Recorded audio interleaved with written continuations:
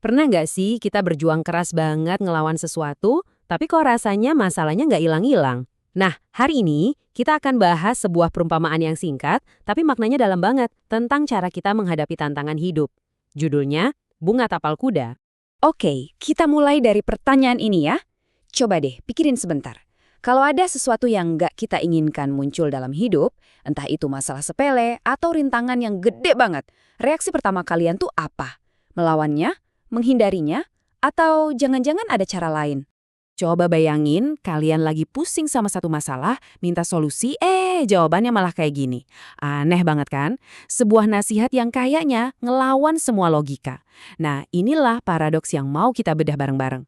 Oke, kita masuk ke bagian pertama ceritanya. Jadi, kisahnya dimulai dari seseorang yang bangga banget sama halaman rumput di rumahnya. Hijau, rapi, pokoknya sempurna deh. Buat dia itu tuh udah kayak sebuah mahakarya. Tapi ya namanya juga kesempurnaan, pasti ada aja gangguannya.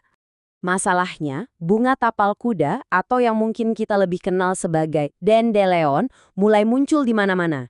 Buat si pemilik rumah, ini bukan sekedar tanaman liar biasa, ini adalah noda di atas kanvas mahakaryanya, sumber frustrasi yang kayaknya nggak ada habisnya. Ya udah, dia langsung nyatain perang, semua cara dia coba buat basmi bunga-bunga itu. Tapi anehnya, makin dia berjuang, bunganya malah makin subur, makin nyebar kemana-mana. Sampai akhirnya dia putus asa dan ngelakuin upaya terakhir, nulis surat ke para ahli di Departemen Pertanian, nyeritain semua usahanya dan bener-bener mohon solusi. Nah, disinilah ceritanya jadi menarik banget. Alih-alih dapat resep racun rumput terbaru atau teknik potong rumput yang canggih, jawaban yang dia terima bener-bener di luar nalar. Nasihatnya, seperti yang kita lihat tadi, bukan gimana caranya melawan, tapi gimana caranya berdamai. Cobalah untuk menyenangi bunga-bunga itu. Coba bayangin gimana bingungnya dia, udah abis-abisan energi buat perang, sekarang disuruh jatuh cinta sama musuhnya. Dan ini kuncinya, penerimaan itu bukan hal gampang. Ini bukan pasrah nyerah gitu aja ya, tapi sebuah proses sadar buat ngubah cara kita mandang si masalah itu hari demi hari. Dan slide ini nunjukin perubahannya pelan-pelan. Tapi keren banget. Awalnya bunga-bunga itu seolah diem dan curiga. Kayak bisa ngerasain kebencian dari si pemilik rumah. Tapi pas dia mulai ngajak ngobrol baik-baik, pelan-pelan hubungannya berubah. Dari yang tadinya musuhan, jadi temenan. Oke, kita lanjut ya, buat lihat hasil dari pendekatan baru yang super radikal ini. Apa sih yang terjadi waktu pertempuran itu berhenti dan persahabatan dimulai? Ternyata, transformasinya jauh lebih dalam dari yang kita duga. Dulu, waktu fokusnya cuma ke rumput yang sempurna, yang dia lihat apa? Halamanku jadi jelek. Pandangannya itu dipenuhi sama apa yang salah, apa yang kurang. Tapi, setelah dia ubah cara pandangnya, sesuatu yang ajaib terjadi. Rumputnya mungkin tetap nggak sempurna menurut standarnya. Tapi tamannya, semua yang ada di halaman itu sekarang kelihatan indah banget. Dia nggak lagi ngelihat noda, tapi justru ngelihat keindahan yang nggak terduga. Ini pertanyaan yang penting banget. Ngomongin soal mencintai bunga liar sih kedengerannya gampang ya. Tapi gimana kalau bunga tapal kuda dalam hidup kita itu sesuatu yang jauh lebih menakutkan? Sesuatu yang benar-benar mengubah hidup. Nah, disinilah ceritanya jadi makin dalam. Kisah kedua ini tentang seorang pria yang harus menghadapi kebutaan yang makin parah dari hari ke hari. Ini benar-benar ujian akhir dari pelajaran si bunga tapal kuda. Sama persis kayak pemilik rumput tadi, pria ini juga ngelawan. Dia coba semua pengobatan.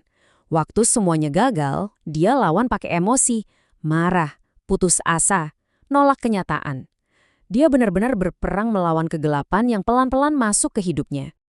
Dan lagi-lagi, nasihat yang rasanya mustahil itu muncul lagi.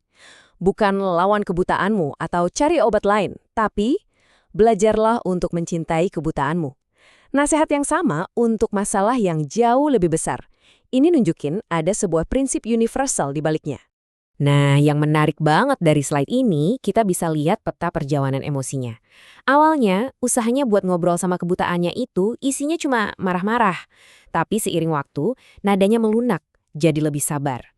Dan akhirnya, di langkah ketiga, sesuatu yang luar biasa terjadi. Akhirnya, sampailah dia di momen di mana perlawanannya benar-benar berhenti total. Dia nggak lagi ngelihat kebutaannya sebagai musuh yang harus dikalahin. tapi sebagai bagian dari dirinya yang harus dipeluk. Di hari dia akhirnya bisa bilang, aku cinta kepadamu, ke kebutaannya, hari itu juga senyumnya balik lagi. Jadi, apa nih pelajaran pamungkas yang bisa kita ambil dari dua cerita tadi? Apa hasil akhir dari perjalanan yang susah payah menuju penerimaan dan cinta ini? Pelajaran pertama, transformasinya itu total. Iya, kenyataan fisiknya, kebutaan itu emang nggak berubah. Tapi cara dia ngejalanin hidupnya, wah itu jadi jauh lebih bersinar dan penuh sukacita dari sebelumnya. Kutipan ini dalam banget ya. Kebutaan bukan lagi kutukan yang ngancurin hidupnya. Malah sebaliknya, kebutaan jadi teman seperjalanan. Sesuatu yang datang untuk berbagi hidup dengannya, bukan untuk merebut hidupnya. Dan kita tutup bahasan kali ini dengan pertanyaan ini untuk kalian. Coba deh pikirin, bunga tapal kuda apa sih dalam hidup kalian yang selama ini terus-terusan kalian lawan? Entah itu sebuah kekurangan, situasi yang sulit, atau bagian dari diri kalian yang nggak kalian suka. Mungkin sama kayak Denelion tadi, dia nggak minta untuk dibasmi, tapi cuma nunggu buat dipahami dan bahkan dicintai.